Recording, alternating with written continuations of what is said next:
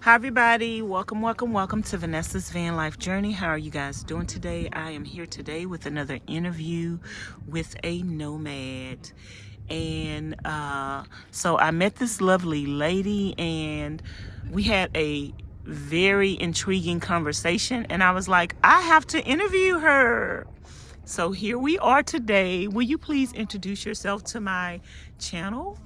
Hello everybody, I am Blue Wonder Lady and really happy to be here today and to share my story.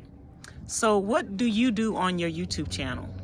On the Blue Wonder Lady channel, it's been a year now and I've been exploring different topics and meeting different people, doing van tours, DIYs, tips for safety, tips for having a relationship but traveling apart from your partner.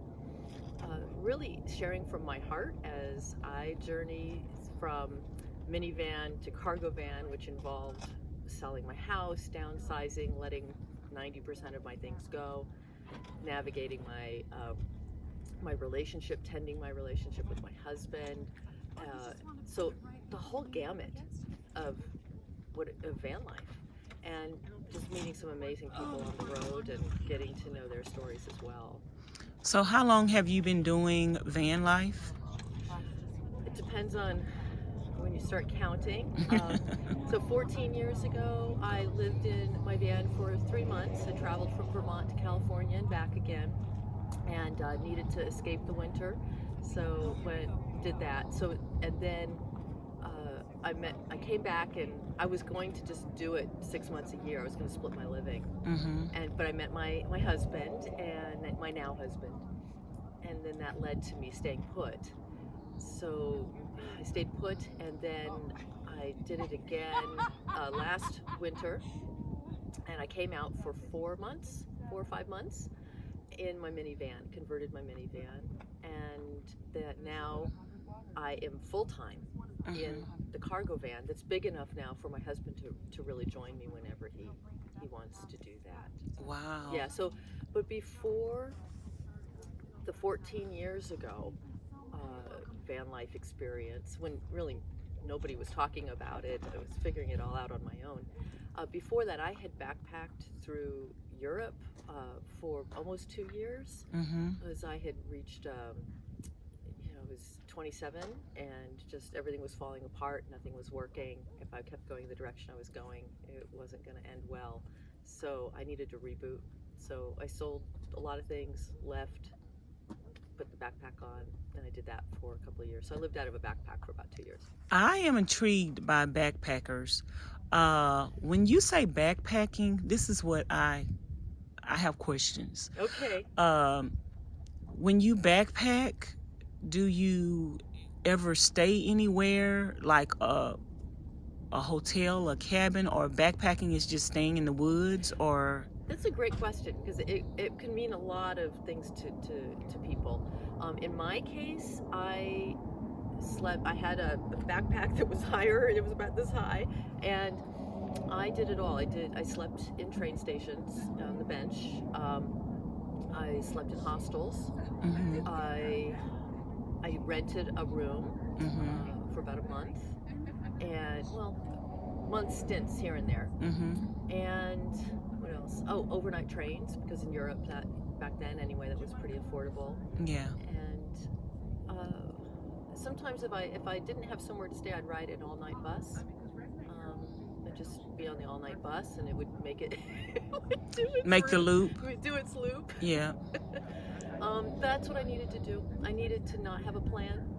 I needed to not be tied to anything that wasn't going to feel natural in the moment. I really needed to reconnect with what was real for me, right, without a plan. So how did that shape you? How did backpacking for 2 years shape you and change your life?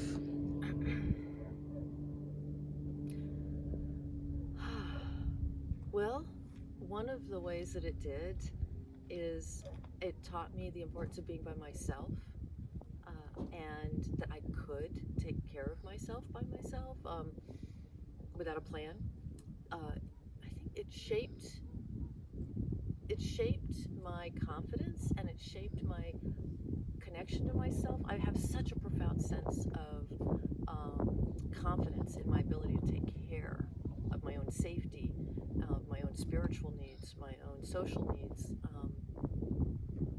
without having a structure. And it taught me a lot about other people. I met, just like out here, I met so many people who were backpacking and traveling for various reasons. It's not all for fun, although fun can be a really big part of it. Yes. Yeah. So it taught me a lot about other people and myself. So while you were backpacking, did you ever, as a solo backpacker, first of all, did you have a YouTube channel then? No, YouTube didn't exist then. Oh, okay. Yeah. So it's not documented. I didn't even have an email address then. Okay. So as a solo backpacker, which you were, right? Yes. You were solo. Oh, totally. Did you ever feel unsafe?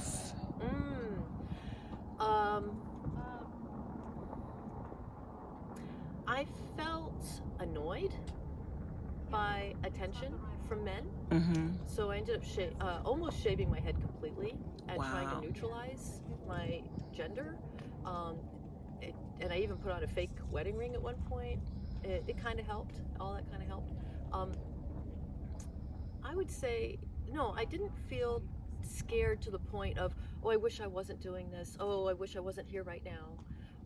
But I did feel the need to be careful. Like you always sleep on your backpack, or you tie your backpack to the train handle, the seat handle. You do little things, because back then they were gas masking. There was a whole problem with people being gas masked in their sleep on trains, and then all of their things stolen. Wow. Yeah. So I had to be careful about that. Wow.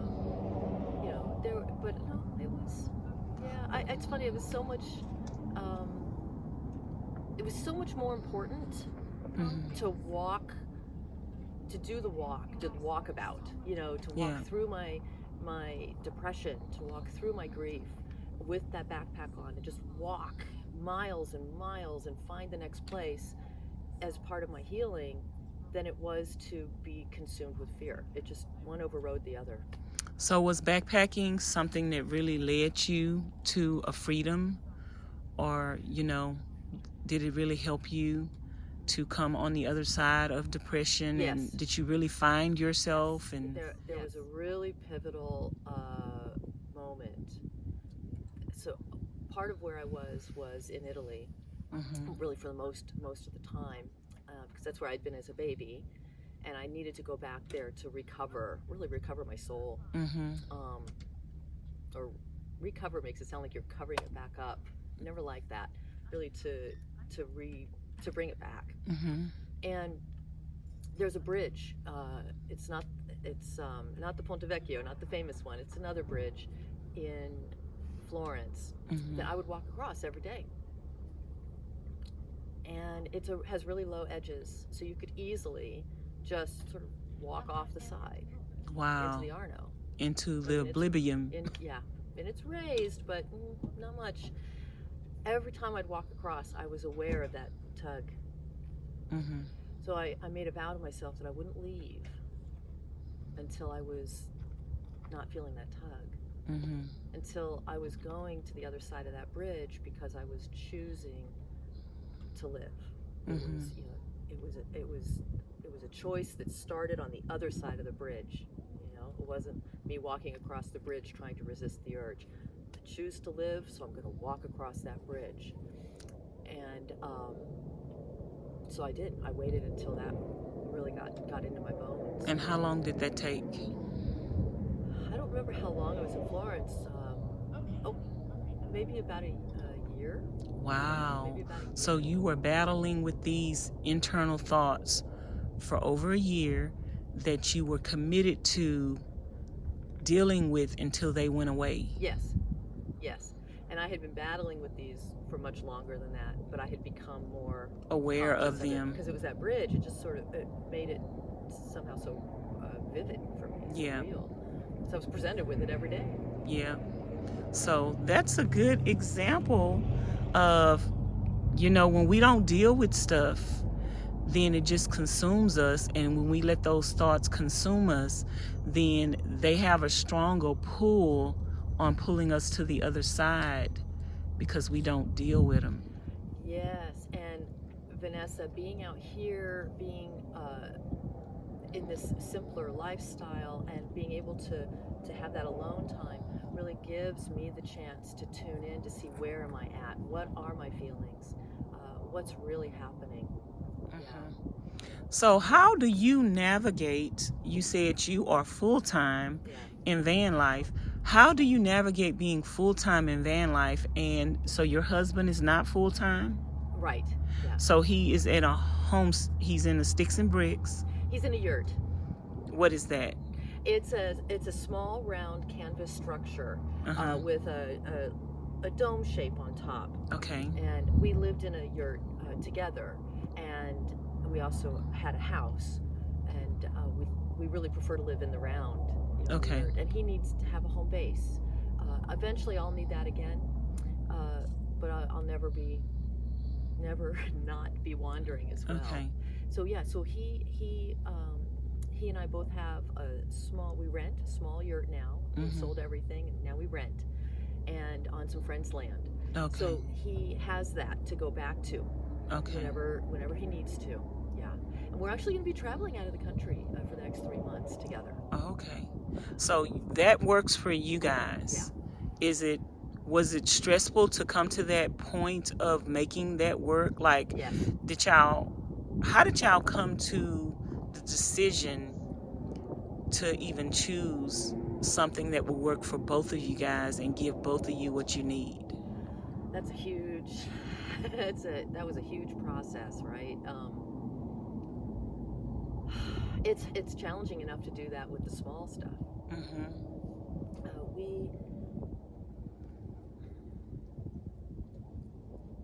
Well, there's no easy answer to that. It was very complex. But what I would say in summary is that we each kept telling the truth, rather than going into codependency and sitting on the truth for fear of losing the other person. I was in greater fear of losing myself. I knew I had to get back on the road. I had waited for too long. Yeah. And the winters were really taking a toll on me. 7-month-long dark winters. Yes.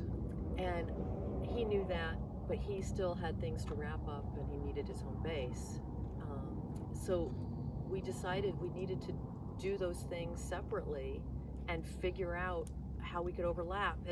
If there's a Vesica Piscis is where the two circles overlap, and it's it's also kind of similar to the infinity symbol, but they overlap.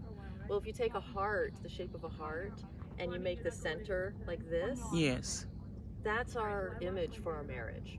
So we have this independent side, but we also overlap.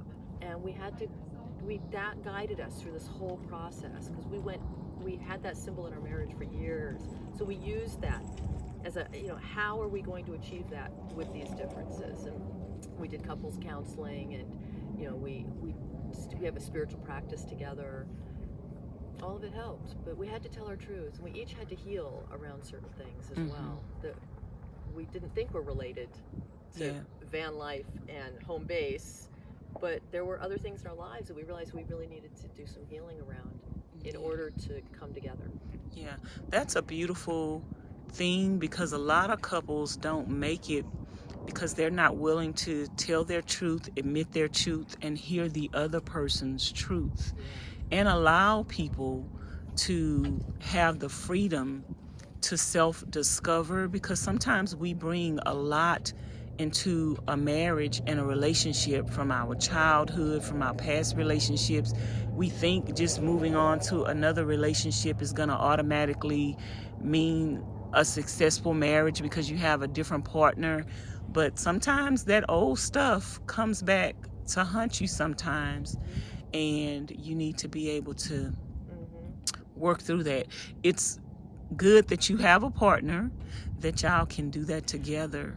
Yes, isn't it? I feel so blessed. Yeah, not everybody gets that. That's right. No, he and I each count our blessings every day for each other.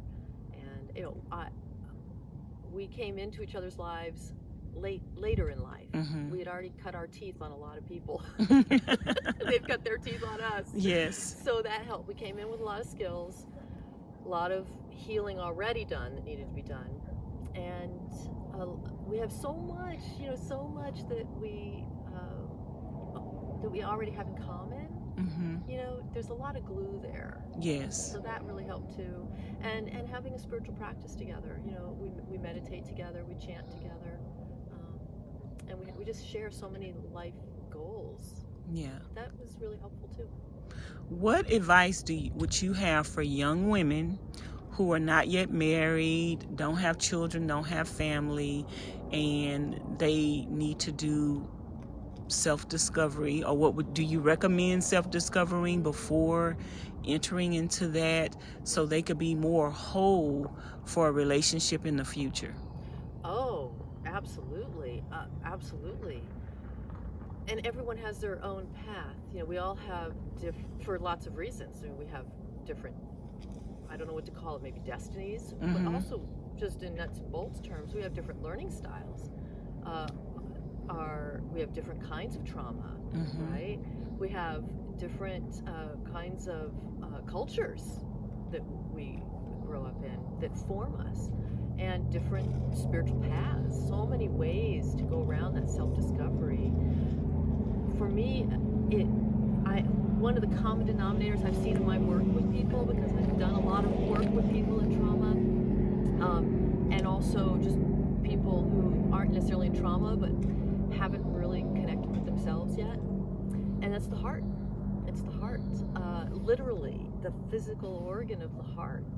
When we bring if a young woman were to practice bringing her attention to here and starting to notice the feelings when she's noticing this area of her body,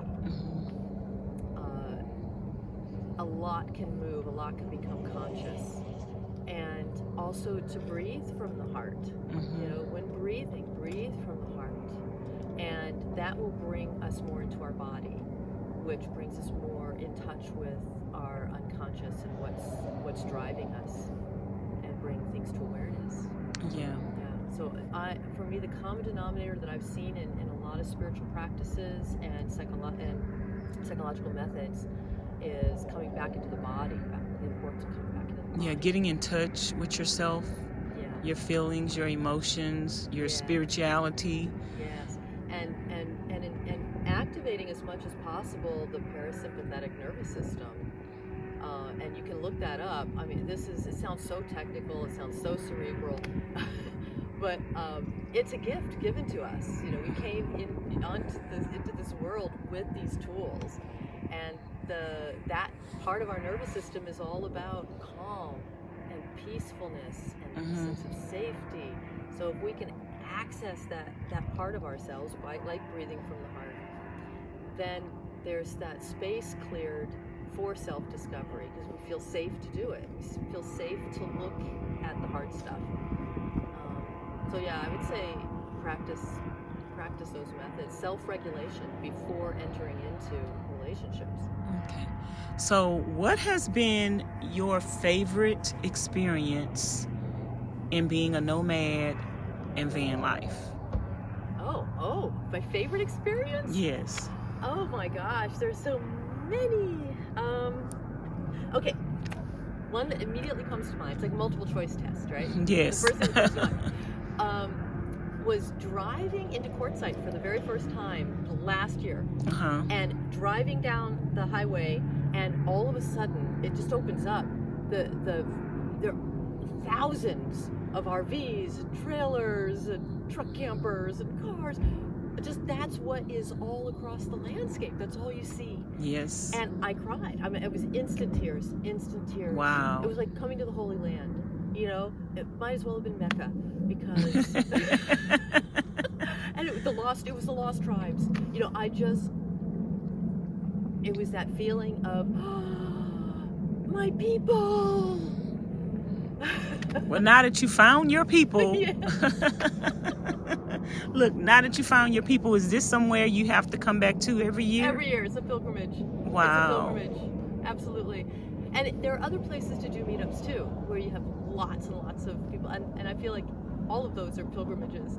There is something though about the scale of Quartzsite, seeing thousands at the same time, that is, yeah, I have to keep doing it. Well, that's amazing. So do you have any recommendations? You know, we have a lot of people that watch the YouTube channels, watch the nomads, watch van life, that they're intrigued with this lifestyle. They're in sticks and bricks. They don't know how to navigate their way to this lifestyle. So do you have any tips or advice to people who say, I have a lot of subscribers that say, I wish I could do what you're doing, I'm too old. I have a lot of people say, I wish I could do what you're doing, I don't have the money to buy a van. I have a lot of people that have come to my channel lately that are homeless, and they would want to choose van life to escape from homelessness. So it's so many different reasons why people think that van life will work for them. Do you have any advice that would kind of help them be able to find their way to this lifestyle? Yeah, I've been encountering that a lot too in my travels, folks with those same questions. Well, some things that come to mind.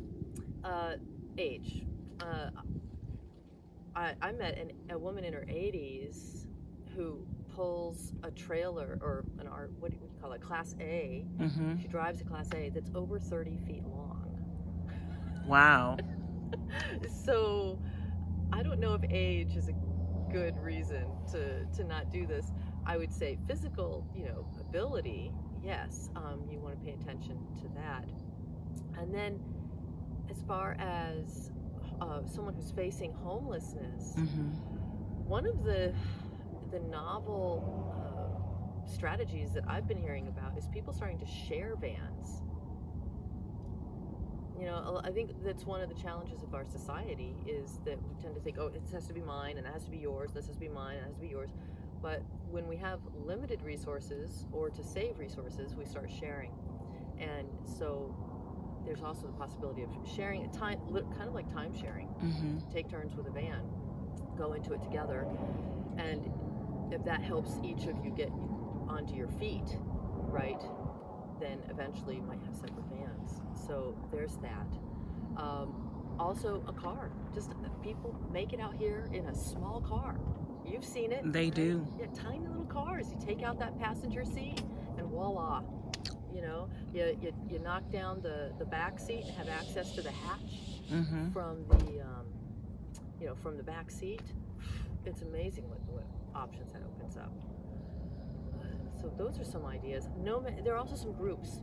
Nomads Helping Nomads and Homes on Wheels Alliance are two groups that I know of. I know you probably know of others, where if you plug into those groups on Facebook or on the internet, on email, and let them know that you're in need, they can start connecting you with other resources as well. Yes. Yeah. Homes on Wheels Alliance has a fundraising program for buying vans for people who aren't able to afford them. That's amazing. Yeah. What was the other one? Nomads Helping Nomads. No, yeah. What was the other question? I said that people usually ask about age. Yeah. And people are asking about homelessness. Yes. And getting started. Yeah. Also just about maybe people who want to do this lifestyle and they just don't know where to start. Right. Okay, so, start where you are. If you already have a vehicle, then perhaps, watch a few videos or figure it out yourself, whatever is easiest for you, to figure out a way to sleep in there, figure out, a way, if you need to relieve yourself in there. Take some food, take plenty of water. It's all you need. And go for a weekend. Go for a night or two to a local campground, or and really, it's whatever you feel safest with. If it's KOA, local KOA, or somewhere where you're going to feel like there's more security, do that too. State campgrounds have have rangers there. To start small. Yes. And then you do the shakedown phase. So the shakedown phase, it's a phase where you're figuring out what's working and what isn't, and how you've arranged things in your van. And so if you can do that in baby steps, small steps, then it's less intimidating. Now, as someone who got rid of your sticks and bricks, how easy or how hard was that? Okay, that's the question of the hour. Well, okay, so if you imagine a giant freighter ship, one of those, just you look at it and you think, that's not possible, right? It's huge. And imagine it making a U-turn in a narrow canal. Yes. Right? That's what it felt like. That's what it felt like. It was a big house. So I bought the house because I wanted a yurt.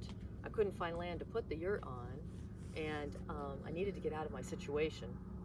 So I bought the house downtown thinking, okay, I'll just rent all the rooms out to afford it. And that's what ended up happening, and it ended up becoming this phenomenally awesome community house, basically. Like a bed and breakfast? It was actual long-term renters. Okay. Yeah. So people would stay a month, they'd stay a year, they'd stay 10 years. I mean, it was all over the map. And there were 5 rooms. So people constantly coming and going in staggered ways. And we also would help, I also, with my husband, he came in later, we had our spiritual community there. It was a meeting house for our spiritual community. So to let it go was about letting go of more than a house. Yes. Letting go of a lifestyle, of not our community. Our community is still strong, but it was scary. Like, would we hold together if we didn't have a meeting house? And it's different now. Yes. We had the Heart Temple, which was a big 30-foot yurt. You know, it was dedicated to the heart.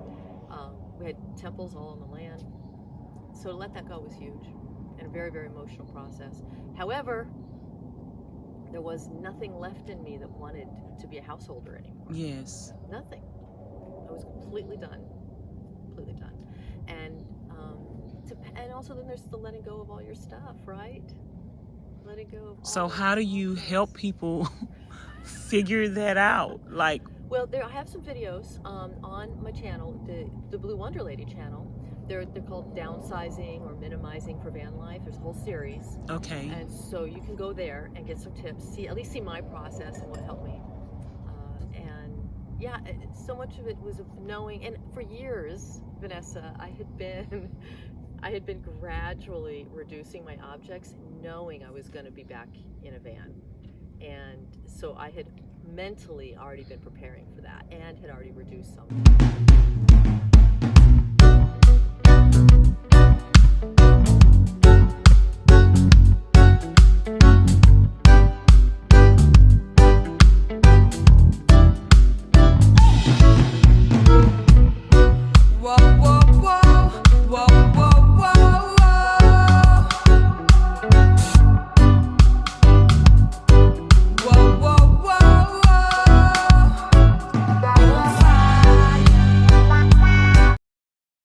He trying to get out.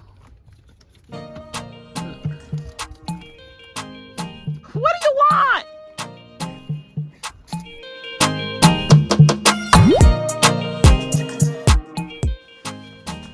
I could sit here all day, you guys. Beautiful.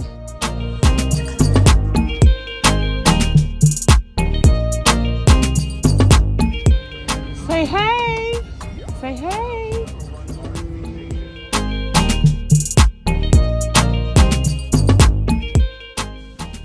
What you doing, Vanessa? Watching God.